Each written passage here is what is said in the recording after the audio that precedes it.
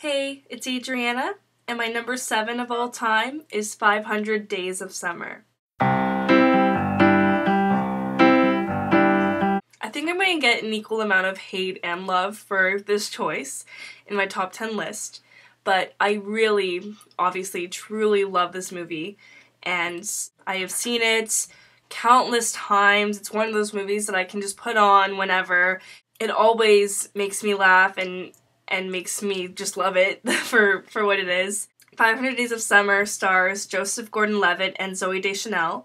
They are two of my favorite actors. Zooey Deschanel is one of my kind of icons in many different ways. Musically, fashion, her movies, just kind of everything about her I really love. And Joseph Gordon-Levitt is amazing in everything he does, every genre. And I love this really unconventional romantic comedy, which, I don't know, a lot of people kind of pass it off as not being as original, but I really do think it uses so many different devices that are unique to this film. One of them being one of my favorite scenes ever in any movie, like really one of my favorite scenes, expectations versus reality, where you get a split screen of this one situation and you see what he expects, what Joseph Gordon-Levitt's character Tom expects, and what is really happening in the scene. And it's just really, like, that is just one example of the things that this movie does, but it's genius. 500 Days of Summer is about Tom and Summer, and they work together at a greeting card company, and it's 500 days of them really, since they meet, the progression of their relationship, starting on day 1, the day they meet, and it's told in completely out of order. So you just have 500 days, and they'll tell you what day it is of their 500-day affair. The scene will proceed. So it's completely just told out of order, but in a way that makes sense. The use of time in this movie, the way that it jumps completely in non-chronological order, the music in this film is so good. Regina Spektor, The Smiths, and a bunch of other, like, indie artists that make up a really, really great soundtrack. This movie is genuinely funny and really captures everything you want in a romance, but it also has a really realistic point of view that it kind of almost is poking fun at other romantic comedies, because usually they turn out well. But, I mean, spoiler, if you haven't seen this movie, this is one where it doesn't turn out the way you would normally expect in a romantic comedy. So it's cool to see that convention kind of played on. And the acting in this film is great. I already talked about the actors, but Joseph Gordon-Levitt really gives a great comedic performance in this movie.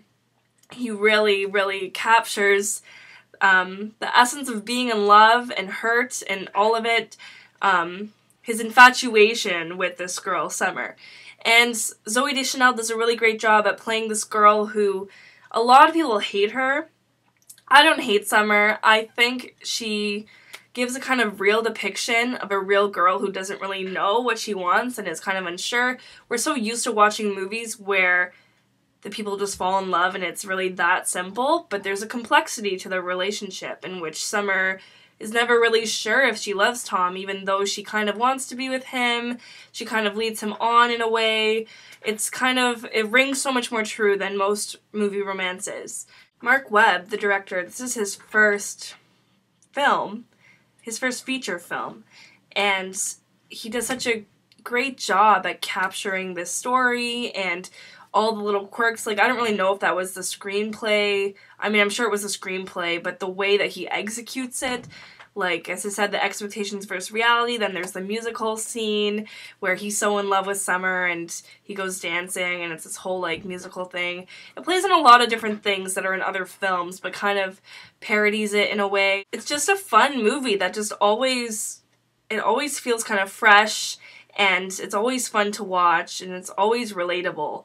So those are just some of the reasons why I love 500 Days of Summer. It's just one of those movies, you know, you can always go back to it. And I love movies that you can rewatch again and again. And it's seriously funny in a really honest way. And it just has, you know, great performances, even supporting performances. And it just has like almost a satirical element to it, which a satirical yet realistic and realism to it. So that's why I love 500 Days of Summer as much as I do. And if you love the movie as well, please comment so we can discuss how much we love it. If you hate the movie, I have friends who hate this movie. I know a lot of people who hate this movie. Even though I don't really know why, there's nothing really to hate about it. Some people might think it's like a bit pretentious, but I don't think trying to be a little outside the box and try new things in direction and have a little bit more of a realistic style makes it pretentious. I just think it's, you know, a step forward in movies and adding something a bit original. So if you do hate the film, I hope I might have made you see something different in it. If not, please tell me and I want to talk to you about it. If you want to find my number 8, 9, and 10 videos, they're just under this one. And tomorrow you can look forward to my number 6 of all time. And yeah, that's about it. Thank you so much for watching, and subscribe, and yeah, thanks.